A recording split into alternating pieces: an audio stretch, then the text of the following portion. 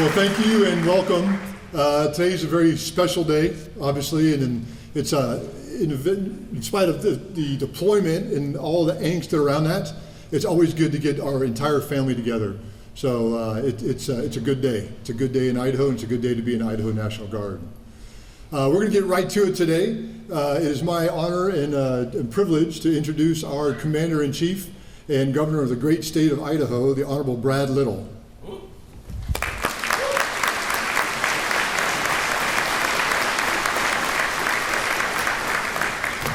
Thank you, General. These are always significant events for the state of Idaho. I want to thank everybody who's serving, who's being deployed, who will continue to serve, and those who've served in the past. But I also want to thank your families. That's actually what that's about. Your unwavering support and sacrifices are literally the backbone of our soldiers' strengths. Idaho is committed to providing you with all the resources and the community you need during the deployment. Our community stands ready to support you, ensuring you have everything necessary to navigate this deployment. To the men and women of the 183rd, thank you for your service, your courage, and your dedication. I have every confidence in your ability to carry out this mission successfully. We are dedicated to ensuring your safety and the success throughout this mission. Idaho eagerly awaits your safe return, and we look forward to welcoming you back with pride. We stand with you and your families today and always. Thank you for your service. As I was coming in the parking lot, I found this keychain. Does anybody know where this keychain belongs? Major.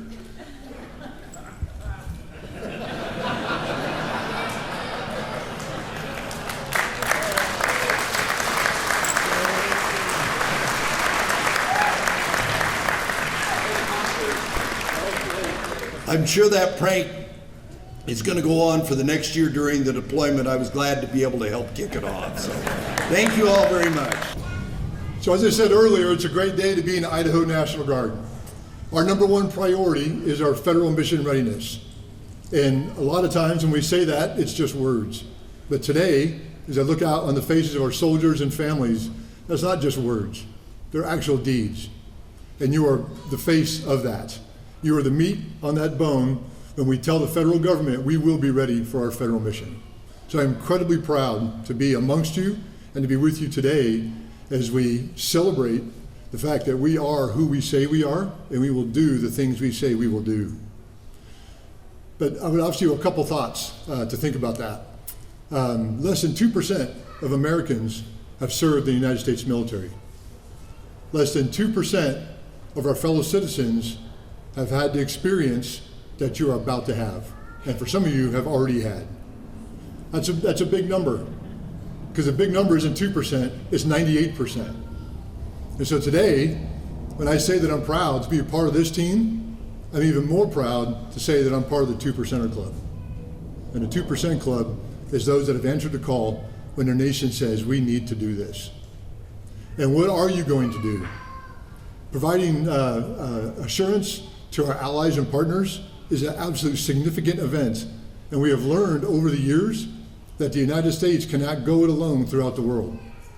So a big part of your mission is reassurance of our NATO allies that the United States will show up and is continually showing up to respond to their needs and to respond to the threats that are throughout the world. So I'm incredibly proud of you. I'm incredibly proud to be part of the 2%. But I also say, rest assured that you are not alone. Just last year, as you know, many soldiers from the brigade came back from 2 turns of OSS. As we sit here, your fellow guardsmen in the Air National Guard, almost 200 of them, are deployed throughout Southwest Asia. You'll do this deployment, and then the other brothers and sisters of the 183rd will do a CONUS deployment, and then next year we'll push A-10s out to Southwest Asia again. So we're in that cycle, But the Idaho National Guard will always step up and answer the call. So you are not alone, and I'm incredibly proud to be part of that team.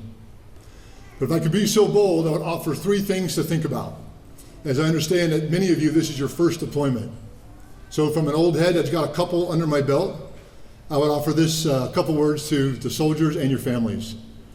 And the first little bit I could give you is lean in on this mission. Things can either happen to you, or you can be a part of what is occurring. But I ask for our soldiers to lean in, understand what the mission is, understand the terrain that you're going to be flying over, because someday we may be back there. And if that shocks you, I would ask you to look back to 1998 to 1999, and the United States was in a war in Kosovo. So does it mean we're going to go there again? Hopefully not, and hopefully deterrence will pay off. But we have been there before. You are going, and the lessons that you will bring back to the rest of us that have not been to Kosovo will be invaluable. So lean into your mission. You've heard me say this before, our aviators have heard me say this. Sound tactics are inherently safe. And so I'll tell you, lean into your daily operations. For your commander and your sergeant major, lean into their leadership, but lean into sound tactics are inherently safe. So if you know your TTPs and you know your procedures, then every single one of you will come back at the end of this deployment. So I ask that you lean in on that regard. For our families, I'm going to ask you to lean in as well. Understand the mission. Ask questions. What did you do today? What did you see? The more connected you stay with your soldiers on this deployment will make that reintegration about a year from now a lot smoother. Because things are going to happen at home that your soldiers need to be aware of. But don't let them come home and see a scar on your child's leg from a broken leg and ask them to say, what was that? So don't protect your soldiers. They can handle it. Tell them what's happening. But lean into the mission. So that's the first thing I would ask you. The second thing I would ask you is to take care of one another. So for our soldiers overseas, do that eyeball check every day. Because there are going to be good days, there's going to be bad days. There's going to be the days when the unit is really, really tight, and there's going to be days where the unit is not as cohesive. Your leadership team is going to watch for those days. But take a look at each other. Maybe someone's wife gave him, or spouse gave him some bad news, and they are dealing with that. But just as simple as, hey, how's it going today? That could go a long way. For our families, lean into or take care of one another. Take care of your children and your kids. Take care of your mom and dad. If they're having a rough day, there may be a reason why. So give them that grace, but then ask them, how you doing today, Mom? How you doing today, Dad? How you doing today, son, daughter? So take care of each other in that regard. Incredible spouse support network in the 183rd. It's probably one of the best I have seen. So lean into that as well. Take care of each other. Take each other out to coffee. Have events. Stay plugged in to the battalion and what's happening back here. And then finally, we have a great support network here. Obviously, Operation Military Blessings, thank you for putting today on and being a big part of it. But you've got them, the J9, and your military family readiness personnel assigned to the battalion. They're just waiting for that phone call to come. So pick up that phone if you need it and make that call. And then finally, I would ask you to stay in touch. For your soldiers, make sure that you go back to the earlier point I made. Tell your family what you are doing. I have been on deployments where my fellow airmen did not tell their families what was happening, and yet my wife would tell their wife, hey, all these things happened, holy cow, they did all these things, and their wife was upset because they didn't get any of that information. And so that causes stress. So if you think on day one that you're protecting your family by not telling them what you're doing, I will tell you it has the opposite effect. So obviously keep OPSEC in mind, but stay plugged in. And for your families, I would ask you to do the exact same thing as I mentioned earlier. Tell your soldiers what's happening at home. Don't feel that you can't burden them with the events at home. Don't let them come home a stranger to your family. And at the end of this, I promise we will all be better. My family is stronger because of the deployments that I did throughout my over 30-year career. My wife may not tell you that she's stronger, and my kids, they will. And in fact, two of them, or one of them's in the military, and the other one wants to join. So the things that they saw was not a burden, and it was not a punishment. They took it as a badge of honor. So please lean into that philosophy. So that's the only words of wisdom I have for you. But I can say as I look out on this crowd, I can tell you I am incredibly proud to stand amongst you. It is humbling and an incredible honor to be the commander of the Idaho National Guard. You are the right people at the right place at the right time. And on behalf of a grateful nation and a grateful state, I salute you. Have a good deployment.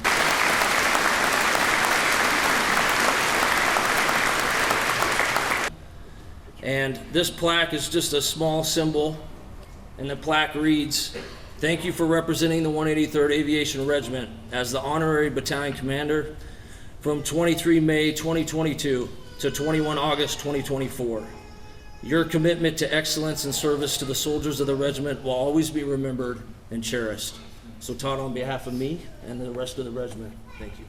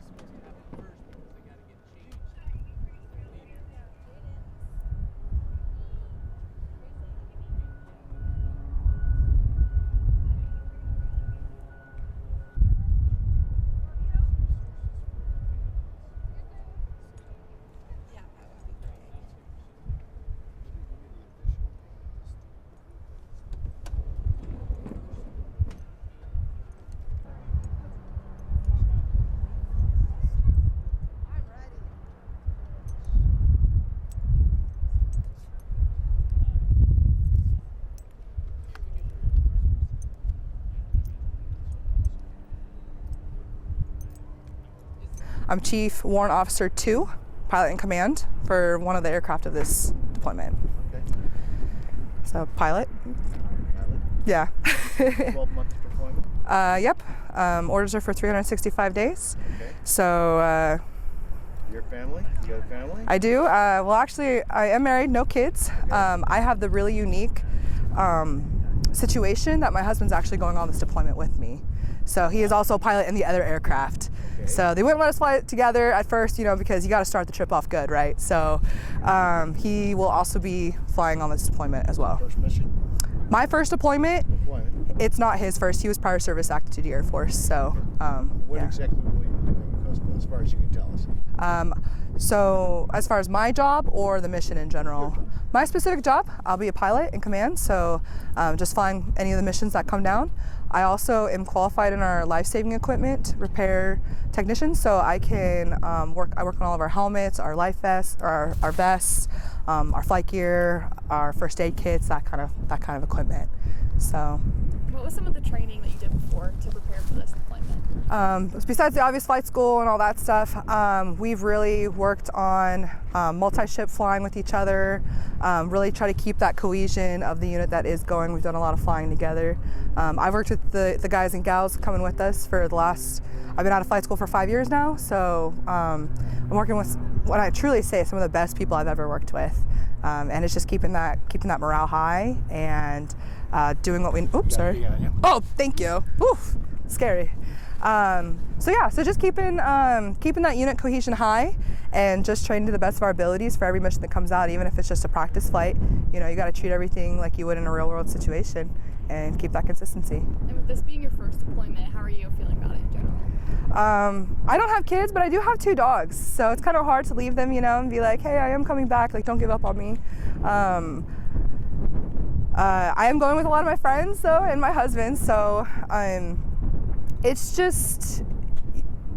it's a unique perspective, because when you're in the training environment, when you're on that deployment, you're day in, day out that mission mindset, and you forget that everybody back home is still continuing their lives. So I think the hardest part for me is knowing that my friends and family are continuing to live their lives. They're celebrating, they're grieving, they're going through all those milestones in life, and you just kind of miss out on those. So we're really blessed to have the technology that we have today to connect with them, but there's just nothing like having a good old-fashioned hug, that aspect of a friendship and relationship. So you mentioned this is going to be your first deployment. How are you preparing for the shift from flying here and training with your unit to flying on a deployment in a mission setting? Yeah, so the ways that we've kind of been able to better prepare ourselves for the environment we'll be flying in is just kind of looking at the geography, looking at the temperament of everything that we'll be flying over there. And what's incredible is Kosovo actually has a really similar geographic as Boise does. So we have a similar high desert training area. We've got the mountains, they've got mountains. We have really similar winters and summers. So of anywhere in the world, it's actually one of the closest, I don't know if biome is the right word to use, but it's the closest geographically that we could really do to feel home as far as flying goes. So, yeah. What made you decide, this is the last question for me, what made you decide to join the military? My dad was actually in the military growing up, and my parents really pushed me. They're like, hey, we think you'll be good at this. This will be good structure for you. And as a typical teenager, I was like, nah, military life's not for me. But I grew up and went to college for a year, and when I was about 20, I decided, you know what? I need the structure. I needed a guidance, I guess. I needed health insurance, honestly, and some other things and education benefits. And I kind of joined the Guard in a sense of, worst case scenario, I'm only doing it once a month. I can always step aside and forget about it. But it actually became a career that I loved and I embraced. And I work full time out here now too, as well as doing it on the Guard side. So I'm a full-time pilot for the facility. Sometimes the best life plans aren't planned out for you. You just kind of take the adventure as you can, and my parents have always been really supportive of that, and I've kept open-minded, and now it's turned out to be something that is a part of me. And it's Born and raised here? North Idaho, actually. I came from a small town of Potlatch. And then I moved down to Boise because it's the only aviation facility in the state. And I've actually really grown to love it here. So definitely home. You mentioned you're a warrant officer, so that means your journey started as an enlisted soldier, correct? Mm-hmm, correct. So I think a lot of people don't realize that there is a pathway as an enlisted personnel to flying. Can you talk to a little bit about what inspired you to want to fly and take that journey yourself? Absolutely. We do a lot of static displays with the schools around here, and they're always like, wow, I've wanted to be a pilot since I was forever. And I'll be honest, I had no idea this was a job I could ever do. It was a shock to me. So when I did join as an enlisted person, I worked in back shops here in this unit, actually, proper motors and transmissions. I just got to be around the pilots. They flew us out to the Orchard Training Center one day, and we did some gunnery and everything, and I was like, wow, this is incredible. And my commander at the time, he was like, well, why don't you just fly? And I was like, what? That never crossed my mind. I kept making excuses. I felt like I wasn't old enough, or I wasn't knowledgeable enough about anything, and that's just what they were. They were excuses, because at the end of the day, I did all the testing for it, did the interviews for it, and I got selected. And it was just pretty incredible to grow up not realizing that this was ever an opportunity. And so to me, one of my favorite things to do is to go fly to different schools and show, especially young people who don't realize that females can fly, or that there's a warrant officer. I didn't have a college degree, so to be able to provide that and have somebody that kids can look up to and be like, wow, that's a job I could do one day, it's just so rewarding, and I love it. So I wouldn't change anything about how I got here. So I'm just happy to be here. Red, white, and blue dresses. 3 minutes. There we go. Awesome. So I am the S2 intelligence officer for 1st of the 183rd Aviation Battalion. And is this your first deployment, second? How many? So this is my first deployment. I've been mobilized with the Army before in support of NATO partnership nations, but this will be my first actual mobilization, longer than 60 days. And do you have family here that you're saying goodbye to? Yep, so I've been very fortunate. I have a lot of family support here with me today. So I have my grandparents, Fred and Dot Rowe, my brother Andy Freepons and his wife Hannah Freepons, along with their 2 kids. And then my parents, Tom and Linda Freepons, are here. And then my son Henry and my husband Joshua. What are some things that you did to prepare for your deployment? Well, so ironically, we were joking about all the ridiculous things that we do to prepare. So in addition to all of the training requirements that we have to do to prepare for an aviation deployment, we were talking a lot about the silly things that we do at home. For instance, being a mom, I went through and bought all of my son's clothes in the next size up because he's growing so quickly, and I was worried about, if his coat would fit this winter. But other than that, it's everything from changing your cell phone carrier to make sure that you have coverage when you're in country, to making sure that your finances are squared away, to everything to living well. So there's just so many details that go into it. But as an aviation group, I feel very confident in how well we prepared and very excited to do the mission. And as a mom, how do you feel leaving your kids? It's really tough. So I have one son who's 3.5. His name is Henry, and as a mom, it definitely gives me a little bit of anxiety because, I want to be there when he's sick and, when he brings home his art projects from school. But, I have full confidence in my husband, and he is more than capable of handling everything, and I know he's going to take great care of our son. And what made you decide to join the military? Oh, well, that's a great question. Initially, I think I actually joined for the college money. I was looking for a way to pay. But also, I have family members who served prior. My grandpa served in World War II, and I wanted to serve my country and continue on a little bit of the legacy. What does serving your country mean to you? Serving my country, it's everything. I'm very proud to be a member of the United States of America, and I'm very proud to be a member of the Idaho National Guard. Serving my country in this uniform provides a really good opportunity for me to give back to my community and protect the members of our country. And what are your general feelings about going for a year? Excited to go on a deployment. I've been in the military, active duty Marine for 6 years, National Guard for 3 years. I never deployed with the Marines, so I'm excited to finally do what I've trained so long to do. Sad to leave my family behind for a year, but excited for the opportunities that it presents as well. So what's going to be your role? My role, my position is a crew chief and mechanic. So I ride in the helicopter, provide support for the pilots up front, and then when the helicopter is on the ground, fixing the helicopter as a mechanic. Is it a similar situation? I know that Navy crew chiefs tend to own their plane, right? In the sense that it's the crew chiefs, not the pilots. Is it the same thing in the Army? Absolutely. The Marine Corps, I was in the Marines, so Navy aviation, and we own the aircraft. The pilots just borrow it, for sure. They just borrow it for the flight and give it back to us. We have to fix what they break and give it back to them, for sure. Is that a challenge when you're deployed abroad, not having your typical layout of tools and supplies that you have here, or how do you manage that? So we're taking the tools with us to fix the aircraft, all the tools necessary, and then there are facilities where we're going in order to complete those maintenance tasks, those heavy lifts. So we're set up for success. What are you guys going to miss the most about your dad for the year? What are you going to miss? Pizza and movie nights? Do them on FaceTime. Yes, exactly. What do you think, aside from leaving your family, what do you suppose the most difficult part of your job? Dad, can we go on the helicopter now? The most difficult part? Well, aviation is inherently dangerous. You've got about 1.5 million moving parts on a helicopter. If something goes wrong, dealing with it when it does and getting down to the ground safely.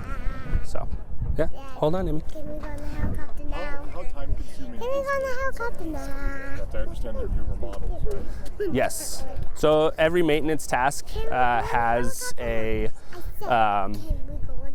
time limit on how long it should take to fix it. Obviously, parts sometimes take longer to get parts. Some maintenance tasks are longer than others. Fixing a tire, replacing a tire is relatively simple, whereas removing and replacing a main transmission is a whole lot harder and more time consuming. The first thing that I have to say about her is she's strong.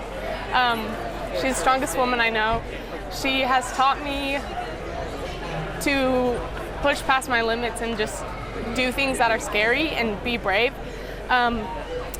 We grew up where we met playing soccer together. She was my goalkeeper and I was a defender, so I've always had this like protective instinct that came from playing soccer to protect her, but it's her turn to protect us, so I'm just so proud of her that she's put her life, all her work into this, and so as sad as it is, I'm overjoyed and just super proud of her. Yeah. How do you guys plan to keep in touch for the next year? Yes, we do have a messaging app that we can just text and hopefully maybe some calls once a week, but she's got a lot of family here, a lot of people supporting her, so I'm not too worried if I don't hear from her. I just know that our love goes both ways, so yeah. We know that military make a huge sacrifice when they deploy. Can you talk about the sacrifice for the families as well? Yeah, it feels like part of our heart is going overseas, and we don't know.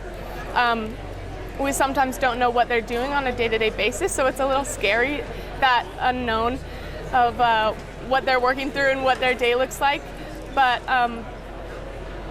we do have each other. It's been really great just to be here because I'm sitting next to families and I know they feel the exact same way that I do.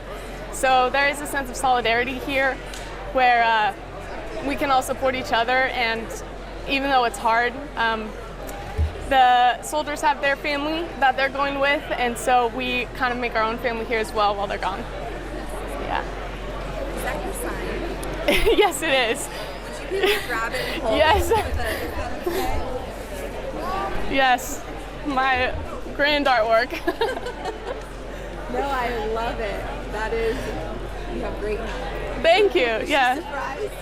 Oh yes, we thought of it as like a first day of school picture, and so hopefully in a year from now we'll be able to cross out first and put in last as she comes home. Yeah. And I know you're so proud of your sister. What do you want to say to her? What do you want everyone to know about her? We're proud of you. We love you. We'll miss you, but love will span across the world. So yeah, I'm just so proud of her. Yeah, thank you. Yeah. Oh, she's watching me. I'm like, she should have gone away. You shouldn't have been here. You should have left me. Go eat food, get a hamburger or something. Oh gosh. I apologize, but yeah.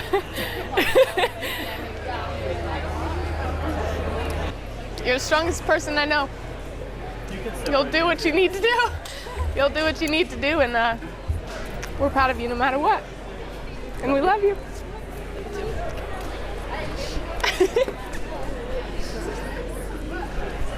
How do you feel about everything?